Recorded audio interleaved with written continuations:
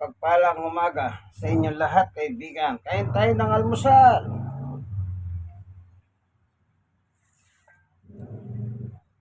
Pero bago tayo, habang kumakain, makakapakinig po tayo ng isang magandang awitin na handog ng prayer power. Handog ng Pentecostal Missionary Church of Christ Fourth Watch. Okay? Pakinggan po natin. Salamat, Panginoon Diyos, sa bigay mong almusal sa akin. Amen and amen. Okay?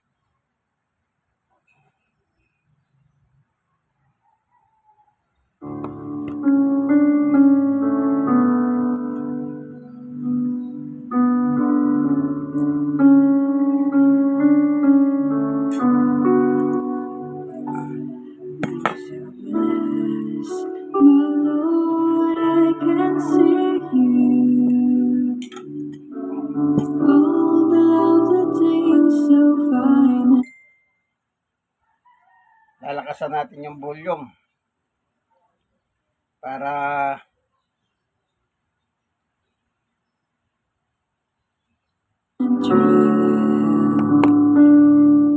I see you in the beauty of the flowers of the rain. I see you between the lines of a sweet refrain. I'm so blessed, my Lord, I can see you. Even when I'm lonely and in pain, I see you in the beauty of the stars at night. I see you in my life, I feel alright.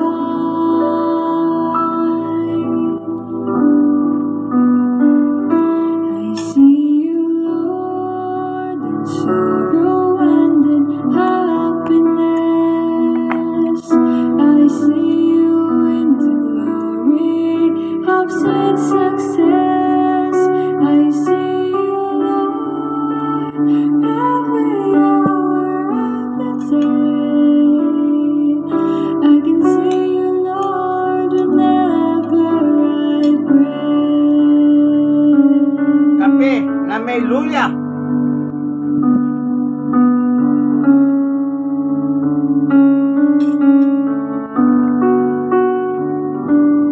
I'm so blessed, my Lord, I can see you. The smile of a baby, sweet and true. I can see you in the eyes of my very best friends. I see you in this one, just like your love will never ends. I see you, Lord, in sorrow and in happiness. I see you in the glory of sweet success. I see you, Lord, every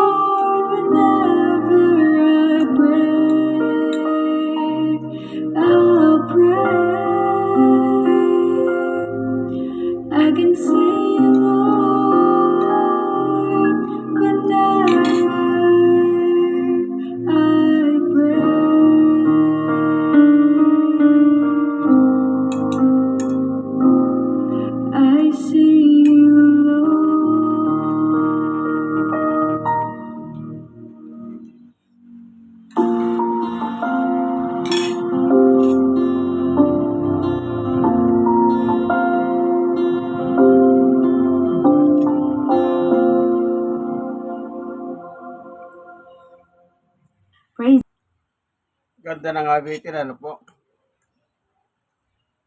Ngayon, makakapakinig naman tayo ng mensahe.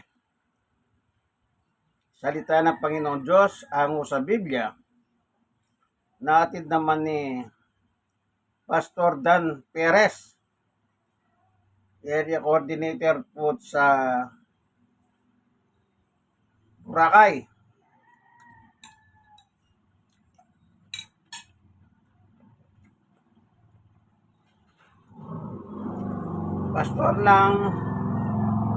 Pastor po siya ng Pentecostal Missionary Church of Christ Fort Worth. Pakinggan natin ang kanyang Word of God, ang salita ng Panginoon Diyos ayon sa kasulatan.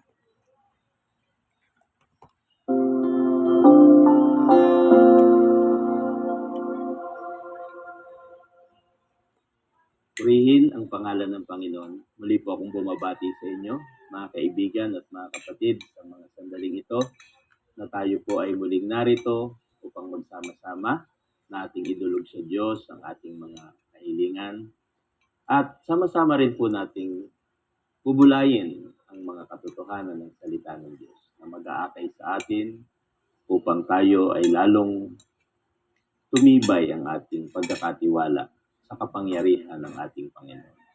Tayo muna po ay mananalangin.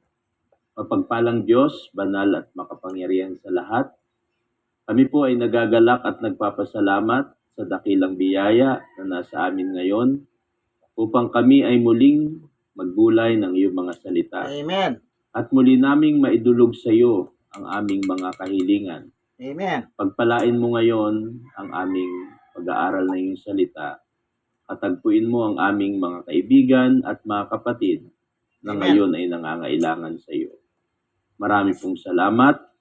Pagpalain mo ngayon ang bawat isa Amen. sa pangalan ng aming Panginoong Hesus. Amen. Amen. Amen. Purihin ang pangalan ng Panginoon. God. Sa mga oras na ito ay akin pong ibabahagi sa inyo ang salita ng Diyos sa aklat ng unang Korinto, 10, ang talata po ay 13. Hindi dumarating sa inyo ang anumang tukso, kundi yaong matitiis ng tao. Datapwat-tapat ang Diyos na hindi niya itutulot na kayo'y tuksuhin ng higit sa inyong makakaya. Kundi kalakip din ng tukso ay gagawin naman ang paraan ng pag-ilag upang ito'y inyong matiis. Purihin ang pangalan ng Panginoon. Praise God. Sa buhay nating ito ay napakahalaga na maunawaan natin na ang Diyos ay namamalaging tapat sa gitna ng iba't ibang karanasan na pwede nating maranasan. Nabanggit ko sa inyo noon sa mga nakakaraan na sa buhay natin ay may pagsubok at mayroong tukso. Ngunit, nais ko pong maalaala nating muli na anumang pagsubok, anumang tukso, ay nananatiling ang Diyos ay tapat. Kaya yun po ang nais kong ibahaging kaisipan, na sa kalagayan at nasa kalagitnaan man tayo ng pagsubok o sa gitna man tayo ng maraming tukso, ang Diyos ay tapat sa bawat isa sa atin. Kaya sabi dito sa ating talata, datapwat tapat ang Diyos. Tingnan natin ang katapatan ng Diyos sa gitna ng pagsubok o ng tukso na dumarating sa buhay natin. Ang sabi dito, una, hindi niya itutulot na tayo ay subukin o tuksuhin na hindi natin makakaya. Mga kapatid, mga kaibigan, tatandaan nyo ang katapatan ng Diyos. Hindi tayo daranas ng anumang pagsubok o tukso na hindi natin makakaya. Kaya wag po ninyong bibigyang bigat. Sapagkat kung ano lamang po pala yung kakayanan nasa atin, doon lang itinatapat ng Diyos ang pahintulot. Tatandaan niyo po ang Amen. Diyos ang nagbibigay din ng pahintulot. Amen. So hindi niya ipapahintulot ang mga pagsubok, ang mga tukso, o anumang tawag natin sa mga pangyayari sa buhay natin na hindi natin makakaya. Yan po ang dapat nating maunawaan. Lahat po pala na itinutulot ng Diyos na pwedeng mangyari sa atin, yun po pala ay nakabatay sa ating makakaya. Para ding magulang, para ding mga estudyante, yung teacher sa kanyang mga estudyante, yung magulang sa kanyang anak. O halimbawa, pwede bang bigyan ng isang teacher ng examination o ng pagsubok ang mga estudyante na alam niya na hindi naman kaya ng estudyante yung pagsubok na ibibigay niya? Kaya kung ang isang estudyante ay nasa elementary, pwede bang bigyan siya ng pagsusulit na pang high school? Hindi matuwid ang isang guro na magbibigay ng pagsusulit ng high school, ng pang high school sa isang elementary. Alam ng teacher, alam ng isang guro kung ano ang kakayanan ng estudyante sa pagsusulit na ibibigay sa kanya. Ang isang magulang, hindi niya bibigyan ng pasanin, ng pananagutan ang kanyang anak, na alam naman ng kanyang magulang na yung pasaning o pananagutan na kanyang iniaatang sa kanyang anak ay hindi makakaya ng kanyang anak. Ganon din pala ang Diyos. Amen. Amen. Kung tayo man po sa buhay na ito ay may mga tukso na hinaharap, mayroon pong mga pagsubok na hinaharap, yun po ay kapahintulutan ng Diyos. Pero wag po nating kakalimutan na yan po ay nakabatay doon sa ating kakayanan. Ang ibig sabihin, Amen. kaya po nating harapin, kaya nating pagtagumpayan ang lahat ng daranasin natin sa buhay. Bibis ka na. Purihin ang pangalan ng Panginoon. Ang pangalawa po dito sa salita na ating binasa, kung babalikan natin ang unang Korinto 10:13, hindi Ayan. Mag-ayos lang po ano.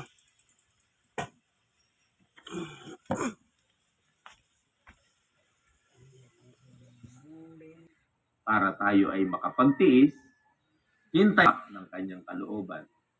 Subalit, hindi po pala yun ay ang solusyon.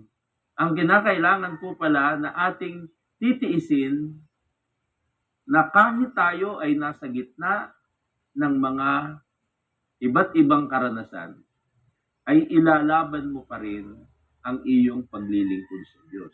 Amen. Gaganapin mo pa rin ang kalooban ng Diyos. Amen. Diba? Yung simpleng-simpleng ginagawa natin, yung ating pagsimba, yung ating pagpupuri sa Panginoon. Praise God. Kaya kung inyong mapapansin, si Job nung nasa mahigpit na pagsubok, sabi ng asawa niya, itakwil mo na ang Diyos. Mamamatay ka na, mananatili ka pa ba sa iyong pagtatapat? Ang sabi ni Job, hindi lang tayo dapat tumanggap ng mabuti. No? Hindi lamang tayo dapat tumanggap pag ang dumarating ay mabuti. Kahit ang masama pag dumating, tanggapin din natin. Ang Panginoon ang nagbibigay, ang Panginoon ang nag-aalis. Amen. Purihin ang pangalan ng Panginoon. Praise God. So hindi sumagi sa isip ni Job na pagsawaan na purihin ang Panginoon. Praise God. Hindi sumagi sa isip ni Job na dahil ako ay nasa pagsubok, nasa problema, nandito ang mga pangyayari sa buhay ko, titigil muna ako sa Diyos. Itatakwil ko muna ang Diyos. Manlalamig muna ang damdamin ko sa Diyos. Hallelujah. ang kanyang paninindigan, ang kanyang nabigkas sa kanyang labi, kahit mabuti o masama, tatanggapin niya kung yun ay kalooban ng Diyos at siya po ay nagpuri sa Panginoon. Amen. Sana ay ganun din tayo Good. na magtiis tayo, naganapin ang kalooban ng Diyos kahit tayo po ay nasa mga karanasan na hindi natin nagugustuhan. Huwag po kayong bibitaw na ang Diyos ay ating paglingkuran. Amen. Amen. Purihin ang Panginoon. Bakit? Tatandaan niyo po, ang Diyos ay tapat. Amen. Habang ginaganap mo ang kalooban ng Diyos sa gitna ng mga problema at suliranin, tiisin mo lang at ipagpatuloy mo ang iyong pagganap ng kalooban ng Diyos. At ang sabi doon sa ating binasa, ang Diyos ay tapat at sa 10:36, tatanggapin mo ang Panginoon. Amen. Tingnan pa natin ang isang kaisipan sa ating teksto sa 1 Korinto, sa 10 talatang 13, yung huling bahagi. Kundi kalakip din ang tukso, ay gagawin naman ang paraan ng pag-ilag upang ito'y iyong matiis. Ito pa po ang katapatan ng Diyos, na kahit sa gitna ng mga pagsubok, ng tukso, tinuturuan tayo ng paraan para tayo ay makapagtiis. Hintayin mo ang paraan na ibibigay ng Diyos para ikaw ay makapagtiis. At ang paraang pinakamabuti kung tayo ay tukso, minsan kasi sabi natin labanan. Hindi po lahat ng pagkakataon ay kinakailangan nating lumaban. Ang Diyos pa pala ay sumasang-ayon din sa pagkakataon na kinakailangan tayo'y umiwas. May kasabihan tayo laging naririnig, harapin mo ang pagsubok, harapin mo ang problema. Pero ang Biblia po pala ay sang-ayon na may pagkakataon na pwedeng ibigay ang Diyos sa atin para tayo ay umiwas, para tayo ay umilag, no? Hindi lahat ng pagkakataon harapin mo. Halimbawa, tukso. Ano ang pinakamabisang paraan sa tukso? Umiwas. Lumayo. Umilag. May mga pagsubok na ganun din. Kinakailangan nating iwasan. Kinakailangan nating umilag tayo. Sapagkat mahirap naman yung humabol ka at labanan mo, paano kung hindi mo nga kaya? Para kang may sakit. Ginagamot ka, binigyan ka ng doktor ng reseta, maintenance. Okay, para huwag laging tumaas ang iyong blood pressure, para bumaba ang iyong sugar, inumin mo ang maintenance. Pero kalakip na sinasabi ng doktor, yung lifestyle mo, kailangan sanayin mo ang sarili sa tamang pagkain. Hindi laging busog, bawal kainin ito, huwag mong kakainin ito, huwag kang iinom ng ganito. Gusto mo gumaling. Gusto mo maging maayos ang lahat. Pero hindi ka naman umiiwas doon sa ipinagbabawal na pagkain. Hallelujah. Dahil ang sinasabi mo, may gamot naman. Hallelujah. May maintenance naman. So sino ang pinahihirapan mo? Ang iyong sarili.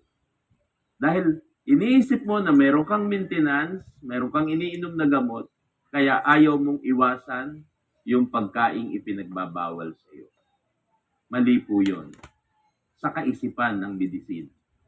Pag sinabi sa iyo, inumin mo itong gamot, pero iwasan mo, ilagan mo ang ganitong inumin, ang ganitong pagkain, gagaling ka. May mga bagay na masama na hindi mo pwedeng labanan. Hindi, kaya ko to. Eh, paano nga kung hindi? Kailangan mo umiwas, kailangan mong umilag. Sapagkat yun ang kalooban ng Diyos para magtagumpay ka at maranasan mo yung katapatan ng Diyos. Amen. Hindi yung hinarap mo, sinugod mo ang mga tukso, ang mga pagsubok, tapos nabigo ka, sasabihin mo, bakit pinabayaan ako ng Diyos? Hindi, ang Diyos ay Hallelujah. tapat. Tinuturuan din tayo na paminsan-minsan at kung maaari ay palagi na hindi lahat ay pwede mong labanan. Hindi mo pwedeng isubo ang iyong sarili. Kailangan mong tumakas, kailangan mong umiwas. At alam niyo ang pinakamabisang paraan ng Diyos para tayo makailag sa tukso sa pagsubok. Prayer. Diba? Amen. Sabi ng Panginoon sa Mateo 26, talatang 41, naalaala niyo po ang salita ng Panginoon. Kayo'y magpuyat at magsipanalangin upang huwag kayong magsipasok sa tukso. Ang espiritu sa katotohanan ay may ibig, datapwat mahina ang laman. Kung alam mo na ikaw ay mahina, huwag kang lalaban. Umiyak ka sa panalangin at ibibigay ng Diyos ang kanyang tulong, papalakasin. Amen. Pero kung kinakailangan umiwas ka, umilag ka, hindi lahat ay kinakailangan mo labanan. Kailangan mo na makita ang paraan na ibinibigay ng Diyos na tayo ay umilag sapagkat doon sisilang at makikita mo ang katapatan ng Diyos. Amen. Purihin ang Praise pangalan God. ng mga kapatid. Anumang nararanasan natin, may Diyos na tapat. Amen. Hindi niya ipapahintulot ang anumang bagay na hindi natin kaya. Amen. Anumang bagay, tiisin mo lang ang kalooban ng Diyos at ang Panginoon may pangako sa iyo. Amen. Kung kinakailangan na ikaw ay umiwas, umilag, hanapin mo ang paraan ng pag-ilag at pag-iwas. At ang pinaka mabuti mong magagawa, manalangin. Kaya tayo ay mayroong prayer power. Inaakay tayo para lalo tayong lumapit sa Diyos sa pamagitan ng panalangin. Amen. Mahina tayo, sabi ng banal na kasulatan. Ang ating espiritu may ibig, pero mahina ang ating laman. Pero pag ikaw ay nanalangin, ang panalangin, yan ang pinagmumulan ng ating lakas. Amen. Dito tayo humuhugot ng ating lakas Amen. sa pamamagitan ng ating panalangin. Amen. Pagpalain po kayo. Ama naming Diyos, maraming salamat po. Amen. May dakila kang biyaya. Ang iyong katapatan naway maranasan namin sa bawat araw ng aming buhay. Amen. Pagpalain mo ang mga gininto ang katotohanan na ngayon ay nahayag sa amin. Amen. Tulungan mong dumating sa aming puso, hindi lamang sa aming pakinig. Amen. Marami pong salamat, Panginoon. Sa iyo namin pinagkakatiwala ang lahat sa pangalan ng Panginoong Jesus. Amen. Amen and amen. Purihin po ang Praise pangalan God. ng Panginoon. Ako po ay muling nagpapasalamat na kayo ay nakasama ko at ako po ay muli ninyong pinahintulutan na makapaglingkod sa inyo sa pamagitan ng salita ng Diyos. Sama-sama nating idalangin sa Diyos ang inyong mga kahilingan. Pagpalain po kayo ng Panginoon. Muli ang inyong lingkod, Presbyterian Daddy Papa. Alala natin yung sabi, God is good All the time. all the time. God is God good. is good. Amen. Purihin ang pangalan ng Panginoon. Praise God. Pagpalain po kayo. Amen. Yan, narinig niyo po ang pagtitiis na mensahe ng isa sa mga manggagawa ng Pentecostal Missionary Church of Christ Fort Watts na walang iba kundi si Presbyter Dan Perez. Po, napakaganda po yung kanyang message. Hindi tayo pala pahintulutan ng Diyos na hindi natin kaya. Yung kaya lang natin, sabi sa Biblia. Sa Biblia. Sana meron po kayong natutunan. Meron pong awitin. Meron pang mensahe ng salita ng Diyos is about pagtitiis, pagsubok. Ito po ang inyong kaibigan kay Jesus, Brother Manny Bautista. Minsan pa, pagpalain tayo ng Panginoon Diyos. Kaibigan, like, share na share. Kayong mga na-share, mag-share din kayo sa iba. Malay ninyo, ito yung kailangan nila. Ito yung medisina nila. Ano po? Yeah. God bless us all po. Bye-bye!